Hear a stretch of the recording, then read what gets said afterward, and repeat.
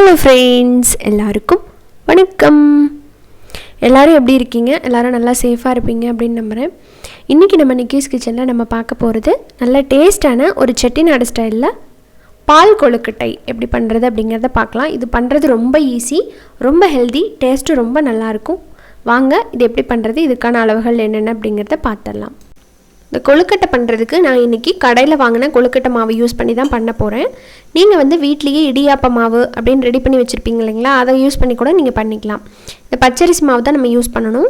நான் இன்றைக்கி இந்த சின்ன டம்ளரில் ஒரு டம்ளர் எடுத்துருக்கிறேன். இது வந்து 4-5 பேர் சாப்பிட்ற அளவுக்கு தாராளமாக இருக்கும். உங்கள் ஃபேமிலியில் நீங்கள் எவ்வளோ பேர் இருக்கீங்களோ அதுக்கு தகுந்த மாதிரி நீங்கள் பெரிய டம்ளர்லேயோ சின்ன டம்ளர்லேயோ போட்டுக்கலாம். எந்த டம்ளரில் எடுக்கிறீங்களோ அதே டம்ளர்லேயே நீங்கள் தண்ணி அளந்துக்கோங்க, அவ்வளோதான். இப்போ இதில் வந்து ஒரு பிஞ்ச் வந்து சால்ட் போட்டுக்கலாம். எந்த ஸ்வீட் பண்ணினாலுமே ஒரு பிஞ்ச் வந்து சால்ட் போடும்போது இன்னும் டேஸ்ட்டை வந்து நல்லா என்ஹான்ஸ் பண்ணும், அதுக்காக நம்ம சேர்த்துக்கிறோம்.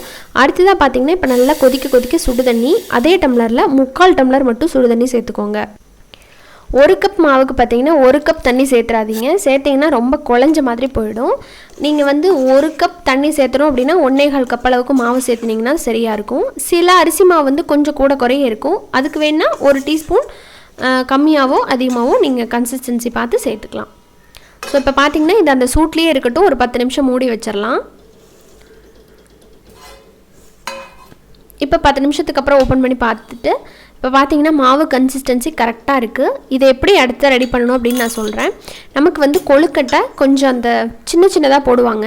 அப்படி போடும்போது டேஸ்ட் நல்லாயிருக்கும் அப்படிங்கிறதுக்காக நம்ம சின்னதாக அதை கட் பண்ணி எடுக்கிறதுக்கு ரொம்ப டைம் ஆகும். அப்படிங்கிறதுனால நான் இன்றைக்கி வந்து ஒரு மெத்தட் யூஸ் பண்ண போகிறேன். முறுக்கு குழலில் அப்படியே அந்த மாவை புழிஞ்சு விட்டுக்கு போகிறேன். புழிஞ்சு விட்டுட்டு அதை ஒரு நைஃப் வச்சு குட்டி குட்டியாக கட் பண்ணிட்டோம் அப்படின்னா சின்னதான கொழுக்கட்டைகள் நமக்கு கிடச்சிரும்.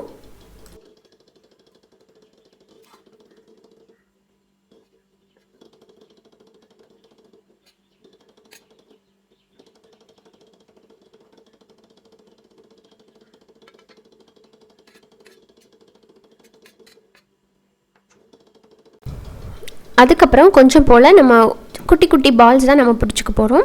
ரொம்ப பெரிய பாலாக நம்ம பிடிக்கக்கூடாது. இந்த குலோப் ஜாமுன் பிடிப்போம் பார்த்திங்களா, அதை விட குட்டியாக அதில் பாதி தான் இருக்கணும். அந்த அளவுக்கு பிடிச்சிக்கோங்க. அப்போ தான் நம்ம பாலில் போடும்போது நல்லா வெந்து வரும். ரொம்ப பெரிய உருண்டையாக இருந்தது அப்படின்னா பார்த்திங்கன்னா ரொம்ப ஹார்டாக இருக்கிற மாதிரி இருக்கும். சின்னதாக இருந்ததுன்னா தான் கரெக்டாக இருக்கும். இப்போ இதை வந்து இதே மாதிரி நம்ம எல்லாத்தையும் பிடிச்சிக்கலாம். கொஞ்சம் டைம் ஆகும். கொஞ்சம் பொறுமையாக அதை நம்ம பிடிச்சி எடுத்துக்கிட்டு அடுத்து என்ன பண்ணணும் அப்படிங்கிறத சொல்கிறேன். ஸோ அவ்வளோதாங்க, பால்ஸும் பிடிச்சாச்சு, அந்த குட்டியாகவும் ரெடி பண்ணி எடுத்தாச்சு. அடுத்ததான் நம்ம கொழுக்கட்டை செய்ய ஆரம்பிச்சிடலாம். கொழுக்கட்டைக்கு ஒரு பேனில் வந்து முதல்ல 1 கப் அளவுக்கு பால் சேர்த்துக்கோங்க. நார்மலான பசும்பால் தான் நான் எடுத்துருக்கிறேன், அதை முதல்ல சேர்த்துக்கலாம். இந்த பசும்பால் 1 கப் சேர்த்து நல்லா இந்த மாதிரி பொங்கி வந்ததுக்கப்புறமா இதில் நம்ம ரெடி பண்ணி வச்சுருக்கிற கொழுக்கட்டையை உள்ளே சேர்த்துடலாம். அரிசி மாவு உருண்டை பிடிச்சி வச்சுருக்கோம் இல்லைங்களா, அதை வந்து உள்ளே சேர்த்துக்கோங்க. முதல்ல இந்த பாலில் இந்த உருண்டை எல்லாமே நல்லா வேகணும். வெந்ததுக்கப்புறமா தான் நம்ம அடுத்தடுத்த ஸ்டெப்பு செய்ய முடியும்.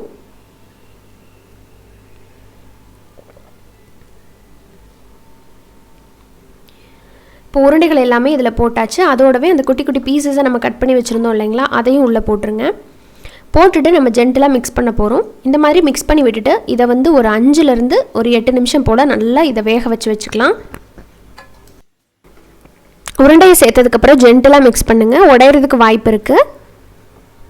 உங்களுக்கு வேணுன்னா இன்னும் கொஞ்சம் கூட பால் சேர்த்துக்கலாம். எனக்கு வந்து போதுமானதாக தெரிஞ்சுது, அதனால் அதோட ஸ்டாப் பண்ணிட்டேன்.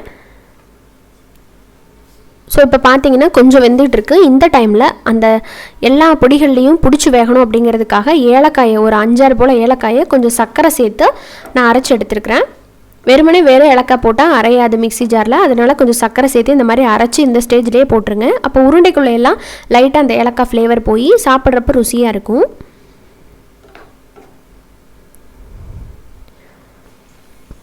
இப்போ பாருங்கள், நம்ம சேர்த்த அந்த பால்லாம் நல்லா திக்காகி வந்திருக்கு.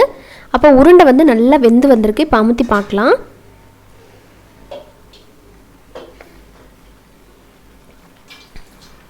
இப்போ நான் வந்து சாப்பிட்டே பார்த்துட்டேன், நல்லா வெந்துருச்சு. இந்த டைமில் பார்த்தீங்கன்னா நம்ம வந்து வெல்லம் சேர்த்துக்கலாம். இதில் வந்து வெல்லம், கருப்பட்டி, அப்படி இல்லைன்னா நீங்கள் வந்து ஒயிட் சுகர், இதில் எது வேணாலும் போட்டுக்கலாம். நான் இன்றைக்கி வந்து ஹெல்த்தியாக இருக்கணும் அப்படிங்கிறதுக்காக வெல்லம் சேர்த்துக்கிறேன். வெல்லம் வந்து பார்த்திங்கன்னா இந்த ஒரு கட்டி இருக்கும் இல்லையா, கட்டி வெல்லம், அதை தான் வந்து நான் சேர்த்துருக்கிறேன். இது வந்து ஒரு 200 கிராம் இருக்கும். அந்தளவுக்கு வந்து கரெக்டாக பர்ஃபெக்டாக இருந்தது நம்ம சேர்த்த அளவுக்கு. இப்போ அதை சேர்த்துட்டு நல்லா மிக்ஸ் பண்ணி விட்டுடலாம், கரைஞ்சி வரட்டும். இது வந்து கல் மண் இல்லாத வெல்லம் அப்படிங்கிறனால நான் டேரெக்டாக சேர்த்துட்டேன். உங்களோட வெல்லத்தில் வந்து கல் மண் இருக்குது அப்படின்னு நினச்சிங்கன்னா கொஞ்சம் தண்ணி சேர்த்து காய வச்சு வடிகட்டி சேர்த்துக்கோங்க, அப்போ கரெக்டாக இருக்கும். ஸோ இப்போ பாருங்கள், நல்லா அது வெள்ளம்லாம் கரைஞ்சி அருமையாக ரெடியாகி வந்திருக்கு. கண்டிப்பாக வெல்லம் சேர்த்துறதுக்கு முன்னாடி அந்த கொழுக்கட்டை மாவு எல்லாமே வந்து நல்லா வெந்திருக்கணும். அதுக்கப்புறம் வெல்லம் சேர்த்துனதுக்கப்புறம் வேகாது, அதனால தான் சொல்கிறேன். இப்போ சேர்த்து ஒரு கொதி வந்ததுக்கப்புறம் நம்ம தேங்காய் பால் சேர்த்துக்கலாம். தேங்காய் பால் பார்த்திங்கன்னா ஒரு 1.5 கப் அளவுக்கு சேர்த்துக்கோங்க.